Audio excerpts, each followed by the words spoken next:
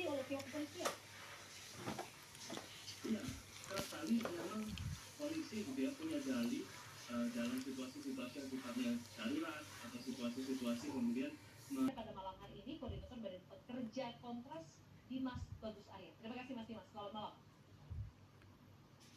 Selamat malam Mbak Diana, terima kasih Pak.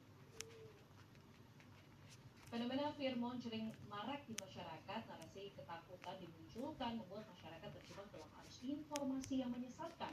Strategi ini kerap digunakan agar masyarakat mudah dikontrol. Lantas seberapa besar pengaruh fear mongering dalam kehidupan masyarakat serta bagaimana agar tidak terperangkap di dalamnya? Berikut liputannya untuk Anda.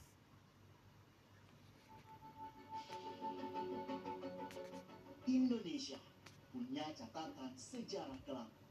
Salah satunya adalah saat runtuhnya pemerintahan Orde Baru. Rumors itu memainkan peran yang penting di dalam menyebarkan kebencian. Ya, misal waktu itu di internet namanya mailing list apa kabar, itu ada email yang panjang yang pengerti mengatakan krisis ekonomi itu terjadi karena konspirasi para pengusaha Tiongkok, banjir tadi, terus gedung putih, waktu itu Presiden Bill Clinton, serta International Monetary Fund. Rumor, baik itu tertulis lewat email, itu berperan penting di dalam menciptakan keresahan. Informasi bernada ketakutan beredar tanpa didukung bukti jelas. Hal ini kerap memicu kepanikan masyarakat. Inilah yang disebut fear mongering. Sosiolog Universitas Gadjah Mada Nurul Aini mengungkapkan, fear mongering muncul di saat krisis yang dipicu oleh perubahan.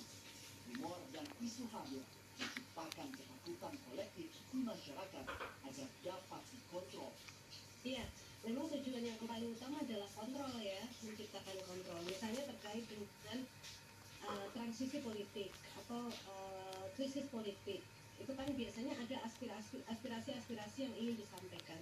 Nah, fear mongering itu diciptakan untuk menciptakan kontrol bagi tersalurkannya aspirasi yang sebenarnya kalau dalam masyarakat yang demokratis ada aspirasi dari gerakan sosial misalnya atau gerakan pro demokrasi itu sesuatu hal yang wajar gitu. Tapi kemudian ketika itu dipindai dalam konteks fear mongering, kemudian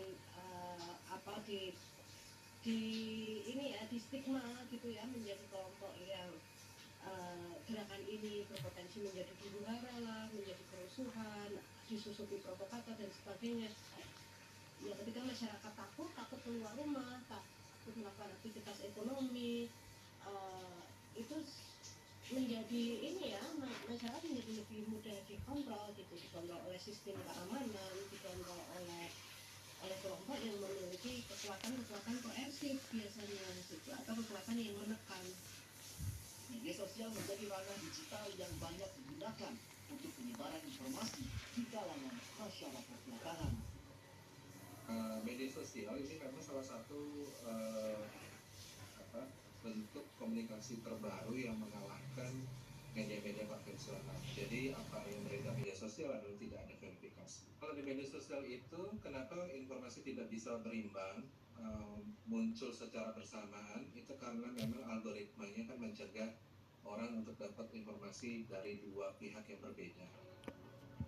Masyarakat diimbau agar tidak mudah terprovokasi oleh informasi yang menyesatkan. Hari ini kita jadikan saluran utama dalam informasi yang paling kredibel adalah teman-teman media dan jurnalis di lapangan. Artinya perkembangan teknologi tadi saya sampaikan sebagai suatu bahan informasi ini butuh pendalaman, butuh keakuratan, butuh nesesibilitas dan butuh legalitas yang kemudian bisa dilakukan sebagai sajian informasi.